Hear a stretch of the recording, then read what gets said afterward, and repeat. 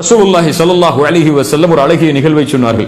ஒரு மனிதன் இறக்கக்கூடிய நேரத்தில் தன்னுடைய பிள்ளைகளை அழைத்து சொன்னான், நான் அதிகமாக பாவம் செய்திருக்கிறேன், அல்லாஹ் என்னை மறுபடியும் எழுப்பி தண்டித்தால் என்னால் தாங்க முடியாது, அதனால் நான் இறந்ததற்கு பிறகு என்னை எரித்து பாதையை காற்றிலே கலந்து விடுங்கள், பாதையை கடலிலே கலந்து விடுங்கள் என்று. அதுபோல் பிள்ளைகள் அவர் இறந்ததற்கு பிறகு அவர் சாம்பலை பாதையை காற்றிலே கலந்தார்கள், பாதையை கடலிலே கலந்தார்கள். அல்லாஹ் ரப்புல் ஆலமீன் அவனை ஒன்று கூட்டினான். அல்லாஹ் அவனை பார்த்து கேட்டான், ஏன் செய்தாய் இதை என்று. அவன் என்ன சொன்னான் தெரியுமா? யா அல்லாஹ், இவ்வளவு பெரிய பாவம் செய்திருக்கிறேன், இவ்வளவு பெரிய குற்றம் செய்திருக்கிறேன் என்றெல்லாம் சொல்லவில்லை. யா அல்லாஹ், உன் பயம் என்று சொன்னான். மகாஃபத்துக யா ரப், உன் பயம் யா அல்லாஹ். அல்லாஹ் ரப்புல் ஆலமீன் சொன்னான், உன் பாவத்தை நான் மன்னித்து விட்டேன் என்று. அவன் செய்தது பெரிய குற்றம்.